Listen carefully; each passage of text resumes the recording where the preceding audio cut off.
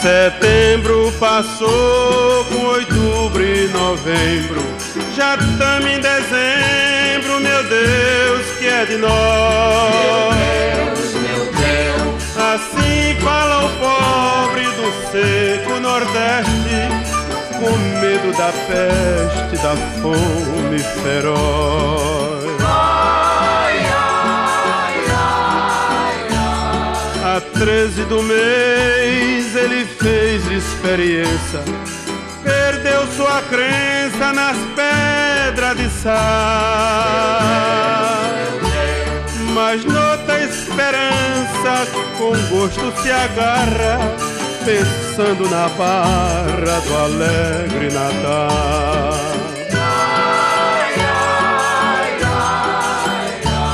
Rompeu-se o Natal, porém barra não veio, o sol bem vermelho nasceu muito além.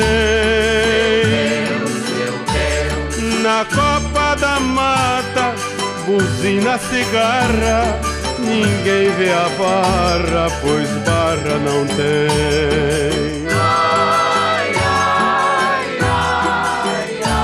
Sem chuva na terra, descamba janeiro, depois fevereiro e o mesmo verão. Então se o nortista, pensando consigo, diz isso é castigo, não chove mais não. Olá, amigos do Torrão Nordestino, mas que prazer mais uma vez compartilhar deste momento com vocês. E olha só, esta introdução musical na voz de Luiz Gonzaga, rapaz, hein? É um quitute para os nossos ouvidos. E também é falar de quem? Falar de Patativa do Assaré. Mas quem é Patativa do Assaré? Quem é? Seu nome artístico é Antônio Gonçalves da Silva. E falar dele é mergulhar na essência mais profunda da cultura nordestina. Ele foi muito mais que um poeta popular. Foi a voz, o sofrimento, a sabedoria e a perseverança do homem do sertão. O poeta passarinho, Patativa, nasceu em Assaré, no Cariri cearense, no ano de 1909. Sua trajetória foi marcada pelas mesmas dificuldades enfrentadas pela maioria dos sertanejos da época. De origem humilde, nasceu em uma família de agricultores pobres e perdeu o pai ainda muito jovem. Aos 8 anos de idade, tendo que assumir o trabalho na roça para ajudar no sustento da casa, com pouco estudo, mas muita sabedoria, e conseguiu frequentar a escola por apenas alguns meses, o suficiente para aprender a ler e escrever o básico.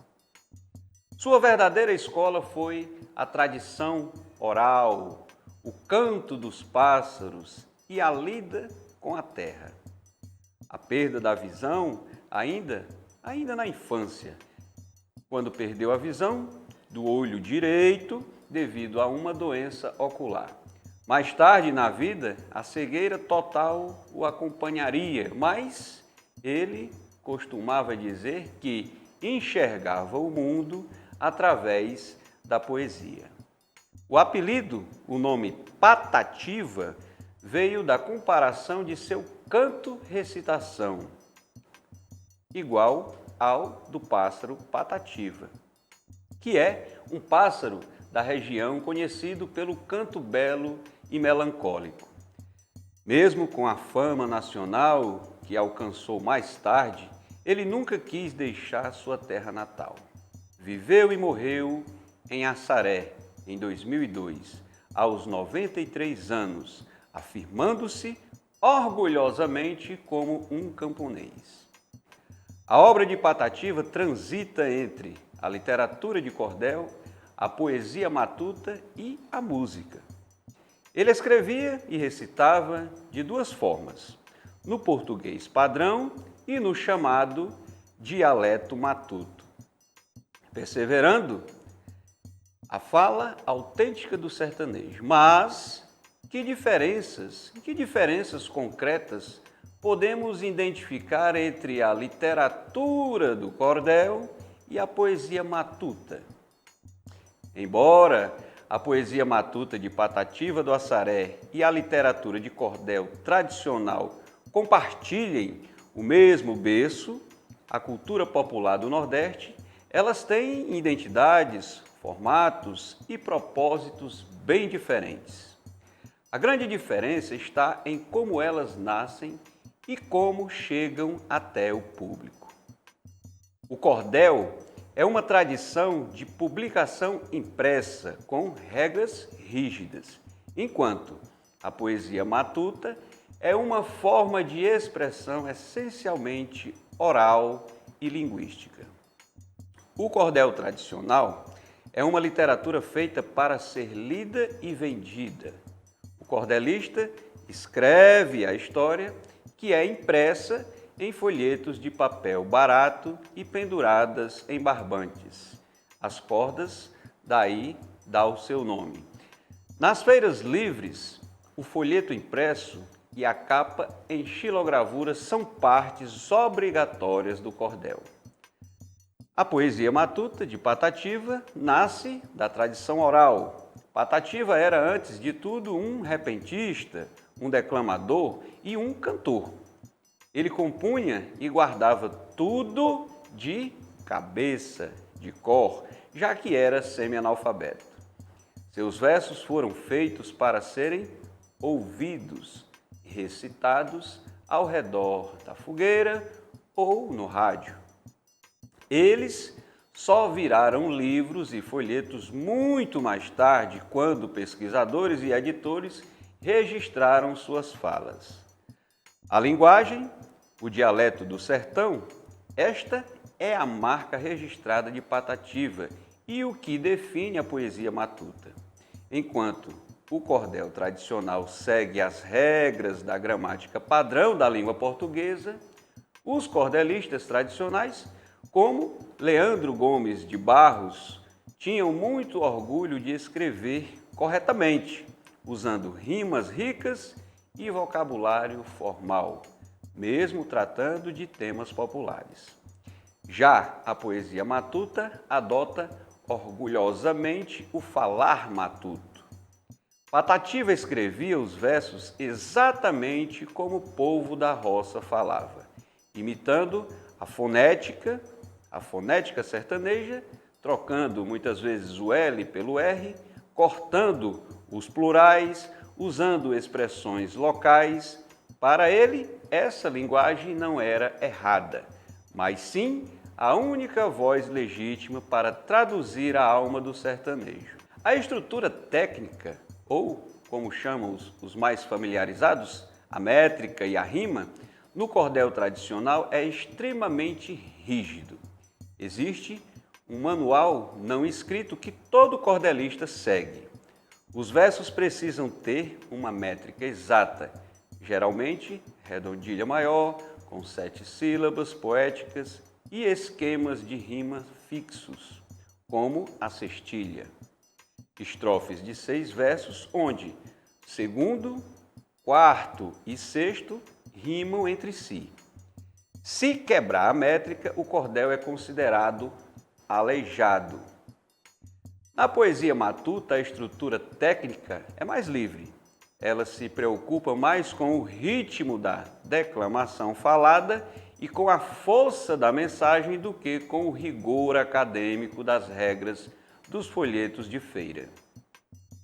E de que maneira se apresentam os conteúdos e os temas? No cordel tradicional, isso funciona quase como um jornal ou cinema do povo. Conta histórias de ficção, lendas de reis e rainhas, sagas de cangaceiros, como Lampião, por exemplo, histórias de terror, humor e até acontecimentos políticos recentes. Na poesia matuta, os temas são focados no cotidiano real e no sentimento do homem do campo. É uma poesia lírica e, acima de tudo, de protesto social. Ela fala da dor, da seca, da injustiça, do latifúndio, do amor à terra e da saudade de quem teve que partir. Em resumo, o cordel é o folheto impresso, a narrativa estruturada com rima e métrica padrão. A poesia matuta de Patativa é o eco da voz do sertão. Um poema feito para ser falado que usa a própria linguagem do povo como ferramenta de identidade e sobrevivência. Quanto à obra de Patativa do Assaré, suas principais características são a crítica social e política. Patativa denunciava abertamente a injustiça social, a opressão dos grandes latifundiários, o descaso dos políticos com a seca e o sofrimento do povo. A identidade sertaneja também era um aspecto. Ele cantava a beleza da fauna, da flora, a fé religiosa, o amor e o cotidiano da vida no campo. Os marcos importantes na sua carreira foram A Triste Partida, talvez seu poema mais famoso, que retrata o drama doloroso do êxodo sertanejo, a migração forçada pela seca. A obra ganhou projeção nacional estrondosa ao ser musicada e gravada por nada mais, nada menos que Luiz Gonzaga, o Rei do Baião.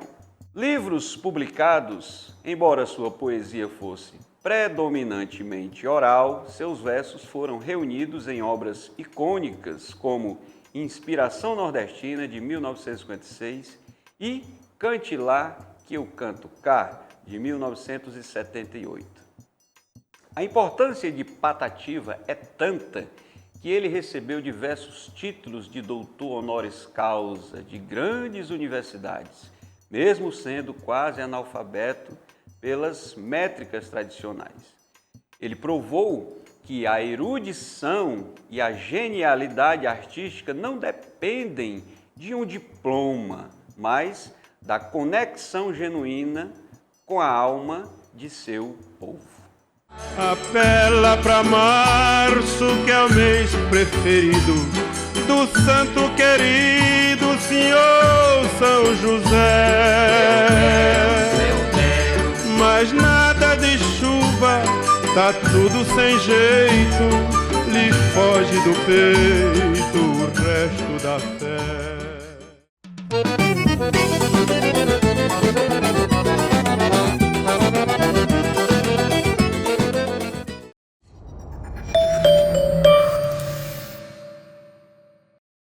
Entretenimento e diversão você encontra aqui na Sertão TV. Agora você acompanha a terceira temporada de A Feiticeira, com episódios inéditos todos os sábados, a partir das 14h30, garantindo momentos especiais para toda a família. Será que... Não, é excelente. Não podia ser melhor. Esse é o meu diagnóstico exato. Estou feliz de ter a sua confiança, Dr. Stephens. Aproveite também para acompanhar nos horários alternativos. Sexta-feira às 15h30 e segunda-feira às 9h30. Não perca! Sertão TV, canal 180 da BrisaNet. Acho que você vai ter o seu desejo satisfeito. Pare com isso!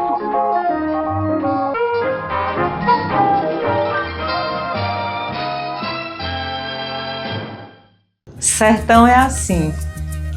A gente se despede sem nunca querer ir.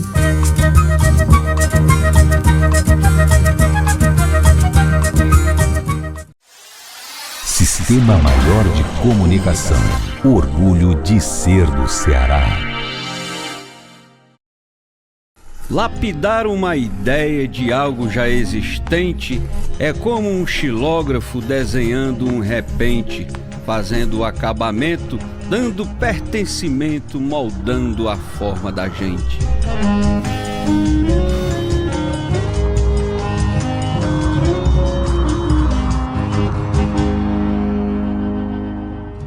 Fazer este trabalho mistura arte e cultura, trazendo da região nossa experiência pura, juntada à realidade de uma modernidade presente e também futura.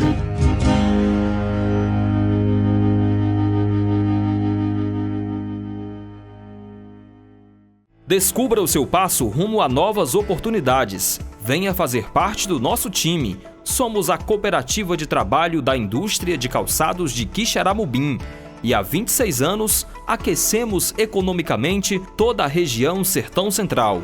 Produzimos para marcas mundialmente conhecidas e já atingimos a marca de mais de 5.000 colaboradores. Não importa se você é experiente ou está começando sua carreira. Aqui, todos têm espaço para crescer. Nossas portas estão abertas para pessoas que desejam aprender, crescer e fazer a diferença. Então, não perca tempo. Venha participar do nosso processo seletivo e mostre todo o seu potencial. Vamos caminhar juntos na mesma direção. Acesse o Instagram Cocalque Oficial, clique no link da bio e responda o formulário. Cocalque, venha fazer parte do nosso time.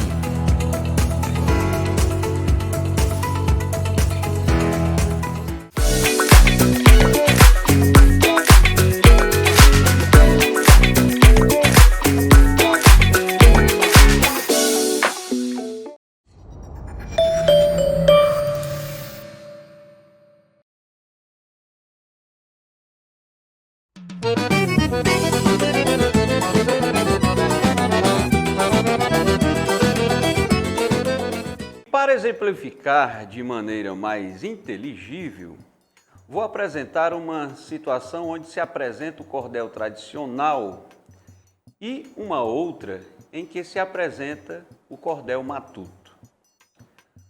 O malogro de um noivado é o primeiro exemplo, de Leandro Gomes de Barros. Eu peço a uma santa musa que venha me guiar agora, para eu contar o noivado de uma velha sem demora, que por falta de juízo quase que a alma vai embora. A velha tinha uns recursos, era viúva e abastada, mas por capricho do mundo quis ver-se novamente casada e arranjou um rapaz novo que não possuía nada. O noivo, moço, malandro, sabendo da transação, disse: eu caso com a velha de muito bom coração, que o dinheiro que ela tem sustenta a minha ilusão. A velha comprou vestido de seda e de cambraia, mandou buscar no comércio sapato de fina fia e botou tanto perfume que parecia uma praia. Pintou o rosto de branco, passou carmim nas canelas, olhava-se no espelho dizendo: ainda sou mais bela, não há nobre nesta terra que não queira casar com ela.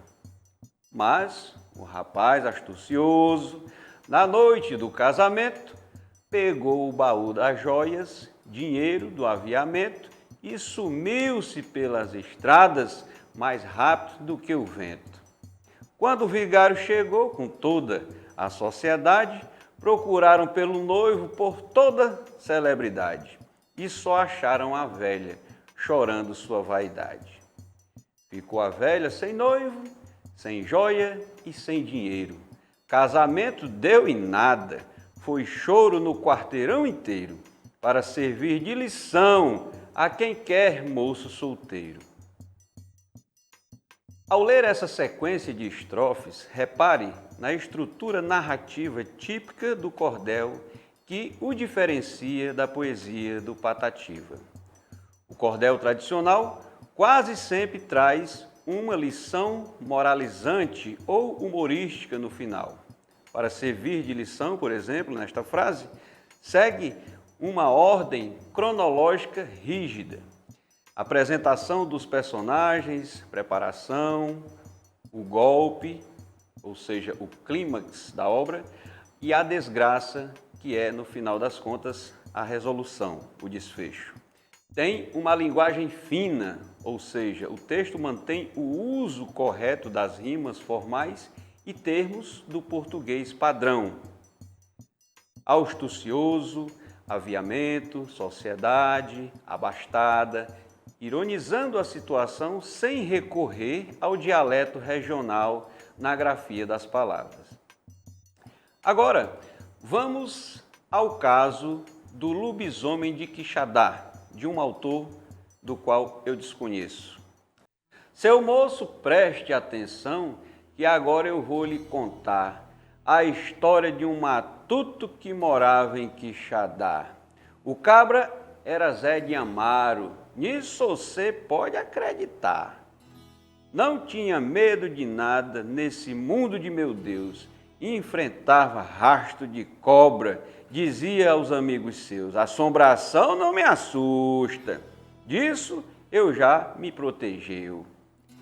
Numa noite de São João, como o céu muito estrelado, o povo estava na vila, todo mundo reunido, falando de um lobisomem que andava pelo cercado.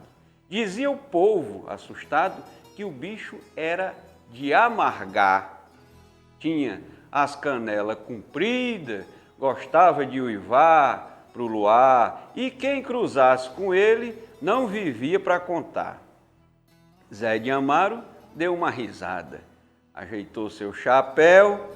Eu tenho medo disto não, seja da terra ou do céu. Vou ali na capoeira ver se esse bicho é de mel.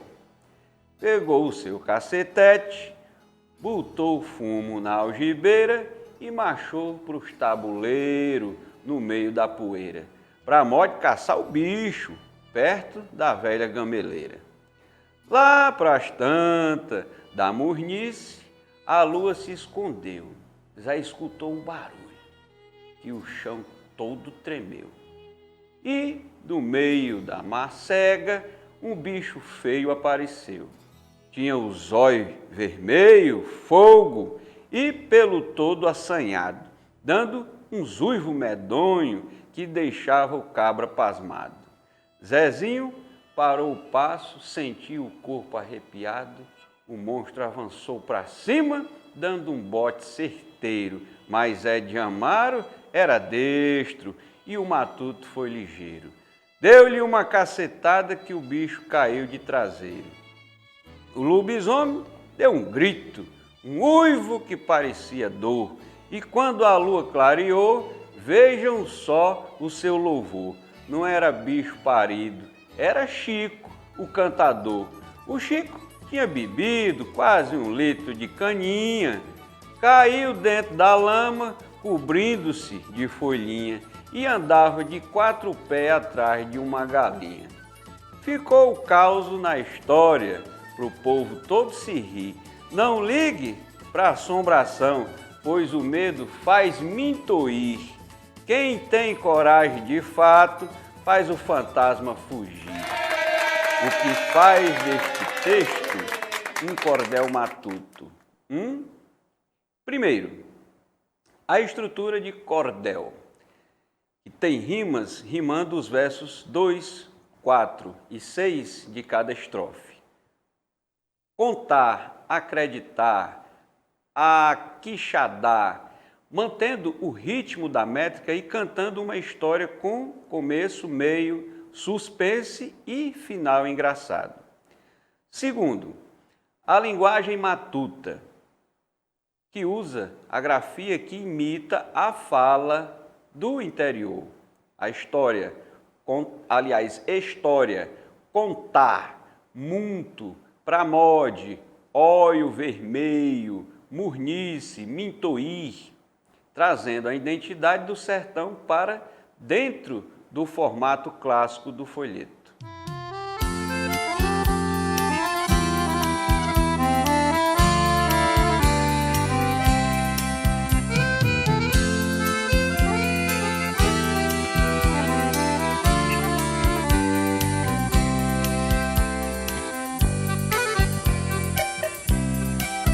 Seu doutor, me dê licença pra minha história contar.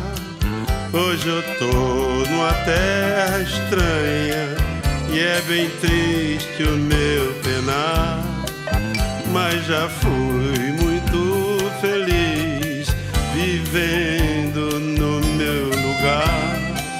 Eu tinha cavalo bom, gostava de campear e todo dia boiava na porteira do curral.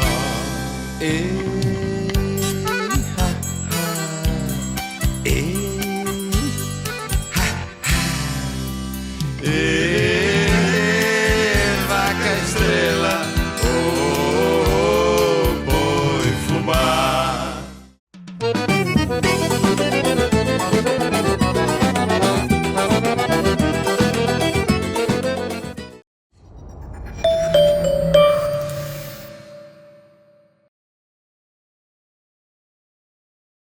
Entretenimento e diversão você encontra aqui na Sertão TV. Agora você acompanha a terceira temporada de A Feiticeira, com episódios inéditos todos os sábados, a partir das 14h30, garantindo momentos especiais para toda a família.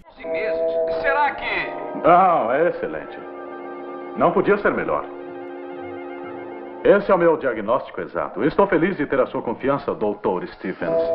Aproveite também para acompanhar nos horários alternativos. Sexta-feira às 15h30 e segunda-feira às 9h30. Não perca! Sertão TV, canal 180 da BrisaNet. Acho que você vai ter o seu desejo satisfeito. Pare com isso.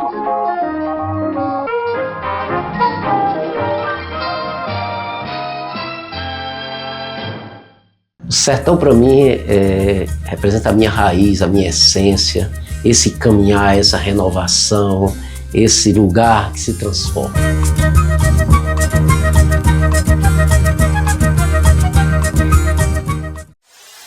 Sistema Maior de Comunicação. Orgulho de ser do Ceará. Acompanhe as últimas notícias do Ceará, Brasil e do mundo no Repórter Ceará, o seu jornalismo de todos os dias. Política, esporte, entretenimento, economia, segurança, educação. Repórter Ceará, a informação em tempo real. Um portal jornalístico abrangente e atualizado. Acesse repórterceará.com.br.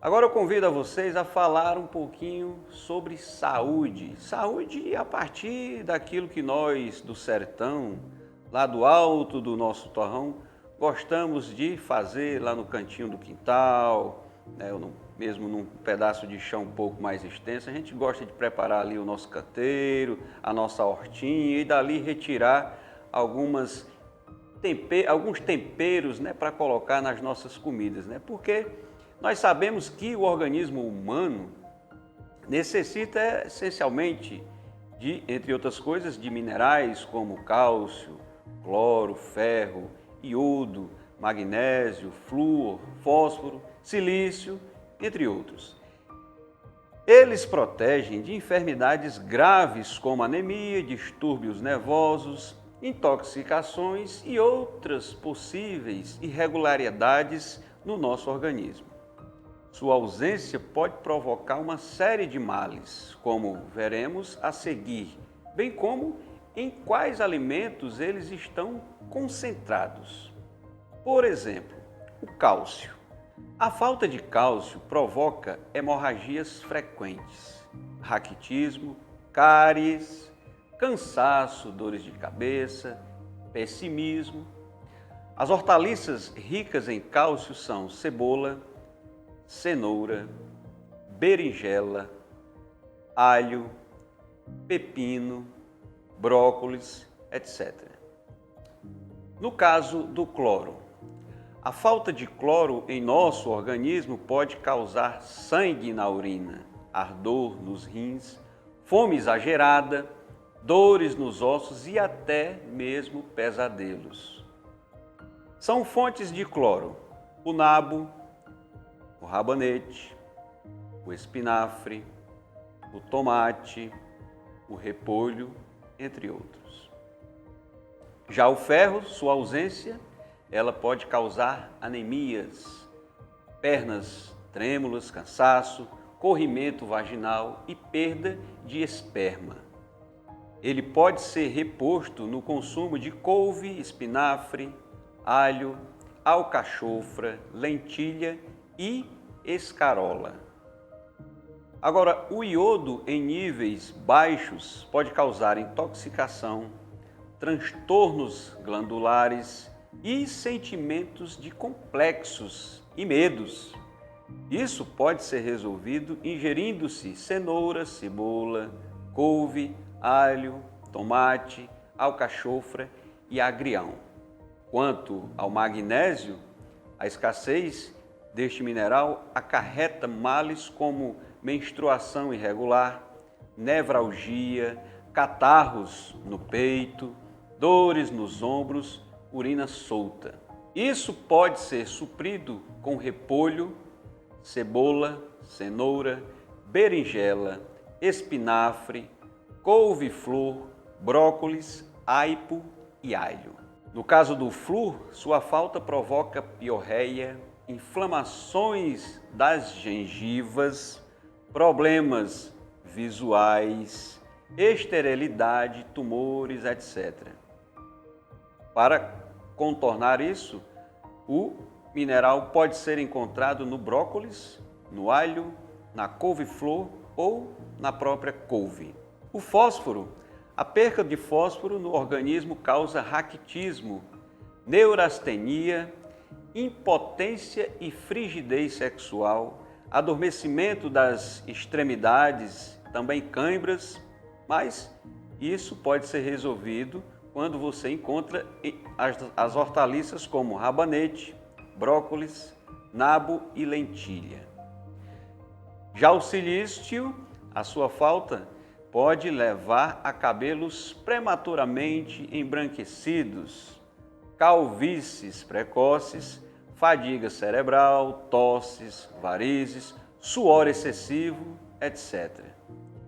Faça a reposição de silício comendo espinafre, repolho, couve-flor e alho. E agora que você já sabe de tudo isso, providencie incluir estas hortaliças aí na sua horta do quintal e em suas refeições diárias e livre-se de possíveis desarranjos minerais para manter seu corpo sempre saudável. Em breve, traremos algumas receitas prontas para você aplicar ao seu cardápio de reposição mineral. Mas agora, mudando de pau para cacete, deixa-me ver se tu sabes. Qual o nome do primeiro prefeito de Quixeramobim? Deixa-me ver se tu sabes. Quem foi o primeiro prefeito do Quixeramobim?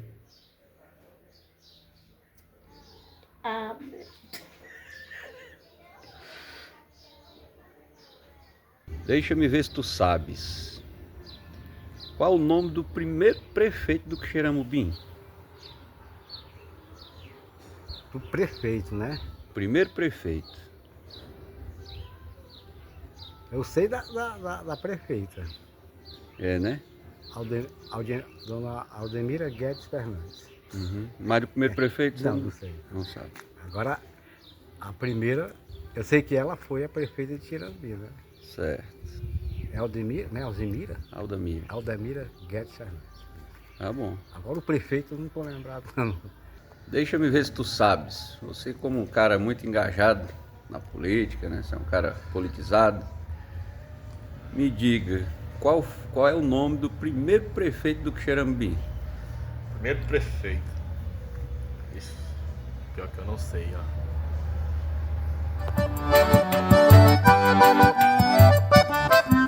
Cornélio José Fernandes, o pioneiro da administração municipal de Quixeramobim.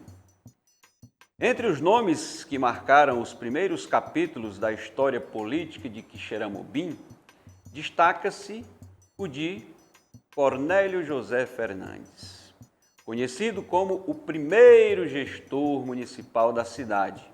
Sua administração ocorreu entre 1888 e 1891, período em que a função correspondia ao cargo de intendente municipal, denominação utilizada antes da estrutura moderna das prefeituras. Além de sua atuação política, Cornélio Fernandes ganhou destaque por sua trajetória acadêmica. Foi o primeiro filho de Quixeramobim a concluir o curso de medicina, formando-se na Faculdade de Medicina da Bahia em 1862. Em uma época em que o acesso ao ensino superior era privilégio de poucos brasileiros, especialmente daqueles que viviam longe dos grandes centros urbanos. Sua conquista representou um marco para a região. Sua influência ultrapassou os limites do município. Ao longo da carreira pública, exerceu funções importantes na política cearense, incluindo mandatos como deputado provincial e a posição de vice-presidente da província do Ceará. Essas atividades demonstram o prestígio e a relevância que alcançou no cenário político do Estado. A contribuição de Cornélio José Fernandes permanece presente na memória da população quixeramobinense. Seu nome foi atribuído a uma das vias da cidade, uma homenagem ao papel que desenvolveu no desenvolvimento local e na organização administrativa do município. Sua gestão ocorreu em um momento decisivo da história brasileira, marcado pelas transformações que acompanharam o fim do período imperial e a chegada da República. Dessa forma, sua trajetória se confunde com a própria construção das políticas e das bases políticas e institucionais de Quixeramobim, consolidando como uma figura fundamental na formação histórica do município.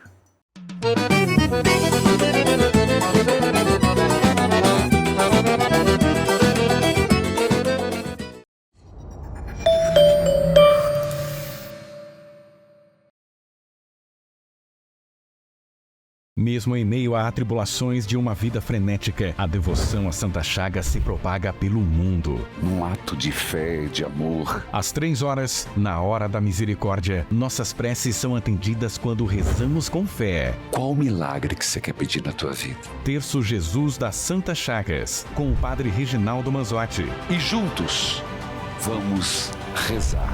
Todos os dias, 15h.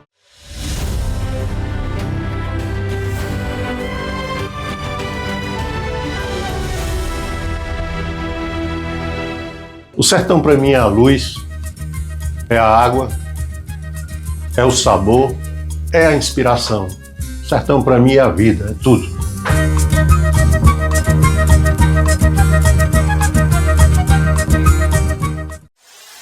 Sistema Maior de Comunicação. Orgulho de ser do Ceará.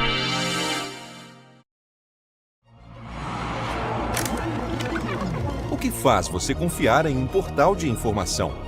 Credibilidade? Variedade em notícias? Uma boa redação? Imparcialidade? Fontes seguras? Facilidade de acesso?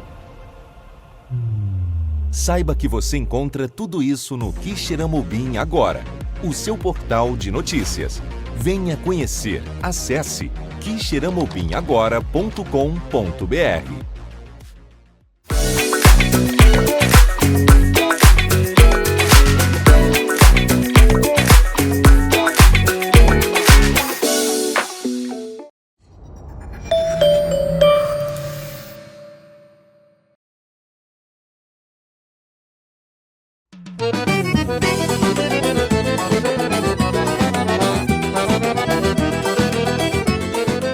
Muito bem, agora eu quero convidar você para compartilhar aqui comigo uma memória recente que estive participando de uma homenagem ao grande escritor e memorialista quixadaense João Eudes Costa, que esteve neste dia 26 de junho recebendo homenagem da Academia Quixadaense de Letras, AQL, do qual eu participei, e foi um evento muito, muito bonito. Afinal de contas, são 92 anos de uma pessoa que prima pela história de Quixadá, uma história bonita e uma história que engrandece a todos os quixadaenses e, claro, a todos nós que estamos aqui em volta do Sertão Central.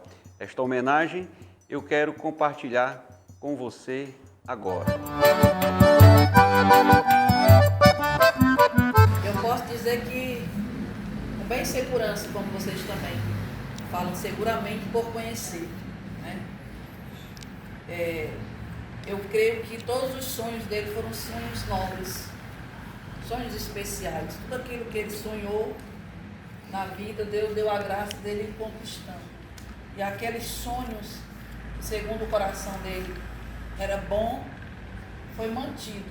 E aqueles sonhos que, segundo o coração de Deus, não era bom para o filho amado, Deus mesmo foi se encarregando de cada coisa no seu lugar, no seu tempo, na sua hora.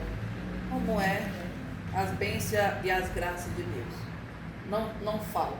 Então, tudo foram sonhos novos. Esse homem que sonhou está um dia se preparando para ser pai. Mas lá ele descobriu que Deus chamava ele, sim, para outros sonhos mais nobres ainda.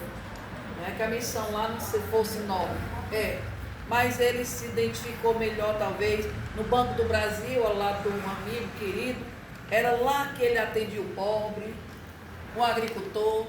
Era lá que ele estava lutando e pedindo pelo agricultor, que muitas vezes, numa época muito difícil, não sabia falar.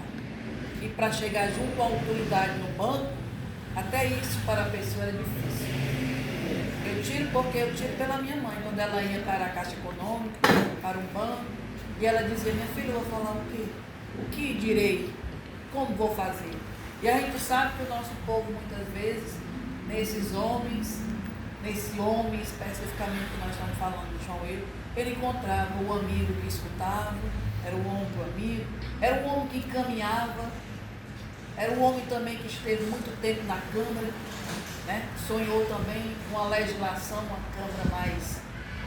Tem lá também a sua mão, seus sonhos, seus passos, seus caminhos lá. E um homem que sonhou também conhecer o Brasil. E conheceu todas as capitais do Brasil. Chegou ao Uruguai, Paraguai. E cada sonho Deus foi se manifestando nos seus sonhos e foi realizando. Porque viu no coração dele, nesses sonhos, muito amor. E quando você ama muito e cuida dos outros, Deus cuida dos seus sonhos. E assim, ele alegrava também na rádio. Eu lembro quando criança, ouvindo as suas crônicas, né? Estar naquela rádio era uma riqueza para nós na época, ouvir aquelas crônicas. Nós marcávamos o horário para estar naquele horário do almoço, era um horário privilegiado. Além desse homem que sonhou, para nós de Dom Maurício também, era uma oportunidade de ter um transporte de volta, numa carona certa, e muita gente não sabia, mas nós dizíamos sempre: como vamos voltar se o transporte só é no outro dia? Ah, mas tem um carro do João Eudes, certamente ele nos dará uma carona.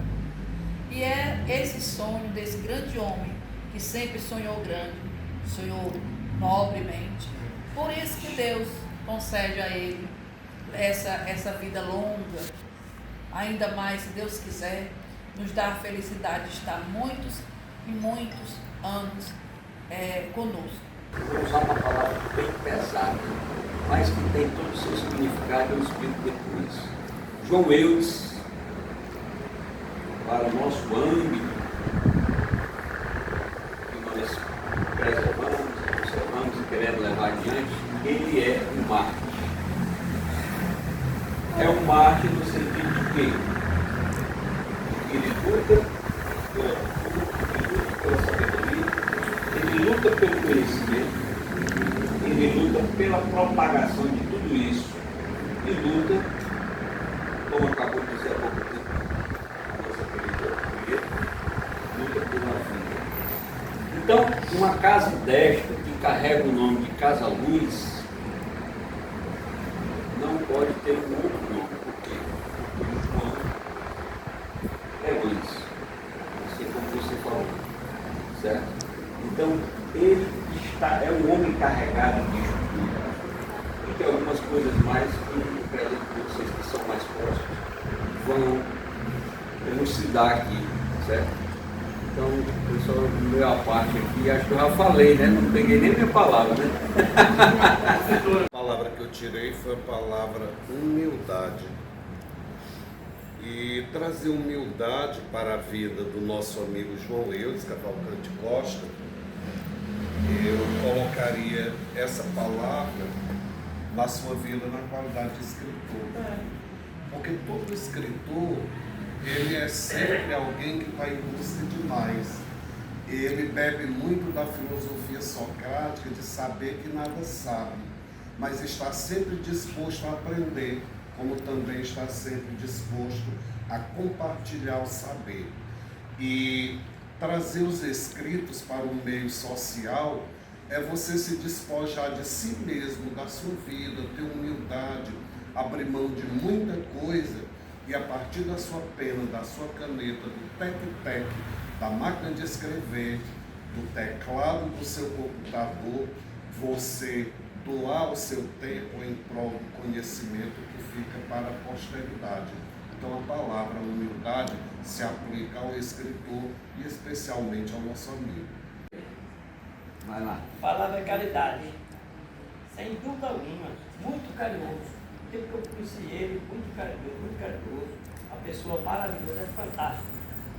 Eu queria só acrescentar na tua fala aí, se vocês me permitirem, porque a Sociedade de São Vicente de Paulo fez no dia 24, dia do aniversário do seu João, 141 anos de fundação em Quixadá. E esse legado que já vem do seio familiar que o seu João tem, de ser caridoso, como você falou, ele muitas vezes tem gente que não sabe, mas o pai dele era vicentino, certo? E vivia servindo os pobres. E o seu João Eudes também é vicentino e colaborador da Sociedade de São Vicente de Paulo. Então hoje nós podemos dizer que muito alimento chega na mesa do pobre com dignidade também, porque tem a mão de João Eudes. Nascido em 24 de junho de 1934, João Eudes é autor de obras que retratam a história do município, entre elas Retalhos da História de Quixadá, Ruas que Contam a História de Quixadá e o romance Escravos da Terra Seca. Além desses títulos, possui um livro de crônicas pronto para publicação, Emoções em Conta-Gotas, e trabalha na produção de uma obra sobre o município de Choró. Sua trajetória reúne atuação na literatura, no serviço público, na comunicação e no esporte. Ao longo da vida, trabalhou como cobrador de energia elétrica, foi servidor da Câmara Municipal de Quixadá e, posteriormente, ingressou no Banco do Brasil por concurso público, onde se aposentou no cargo de subgerente. E então é isso, grande João Eudes, em nome de todo o Torrão Nordestino, da nossa equipe, do nosso público, eu quero aqui, antes de finalizar o nosso programa, deixar os nossos parabéns a essa pessoa grandiosa, a esse grandioso escritor e, claro, a este homem que tem tanto a deixar para nós, um legado do qual nós podemos aproveitar muito, muito mesmo, para aprender e dar, quem sabe, continuidade ao seu trabalho. Então, João Eudes, Para você eu tiro o chapéu e a você de casa o nosso forte abraço e até semana que vem, se Deus quiser.